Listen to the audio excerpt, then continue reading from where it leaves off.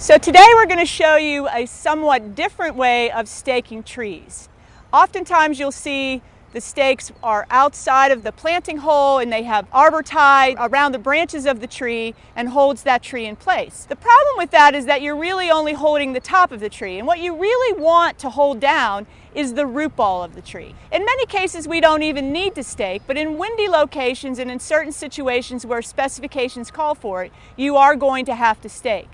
The method we're going to use today is going to use 4 downward spikes into the ground. They're made of 2x2s that are untreated wood. And the whole purpose of using untreated wood is so they'll biodegrade. You don't ever have to actually come back and take them out, which is not true of more traditional staking methods. You'll notice Tim is using a small sledge, which is the best way to put these in the ground. And you'll notice that he kept checking to see how stable that stake was. You need to get it into the compacted subsoil below the root ball itself and below that planting hole. That's really important to keep them stable. So we're going to put 4 down on this root ball because it's a fairly sizable tree with a pretty big crown, and then we're going to do 2 cross beams across the top of the root ball itself. We also are going to screw those cross beams in with drywall screws, which also rust. So you don't really have to come back and take those off either.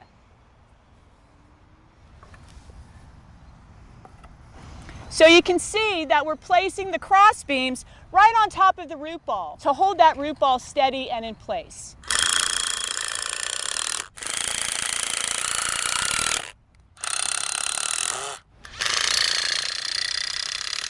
That's excellent. So to finish that off, we're going to take the sledgehammer and we're going to actually pound each stake to kind of solidify the union of the whole project. And that just kind of helps keep it a cohesive unit. And then Tim's going to come in and he's going to use a reciprocating saw. You can use any saw that you have handy and cut the tops of the stakes off.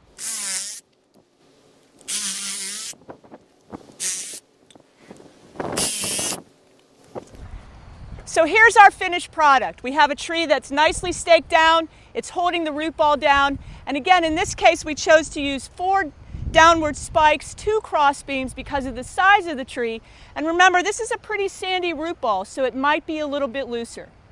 So when you're staking, there's lots of different methods. You may have to use those that are in the specifications. Otherwise, try this new technique. And the great thing is you'll see in a minute is you can cover it with mulch if you don't like the way it looks.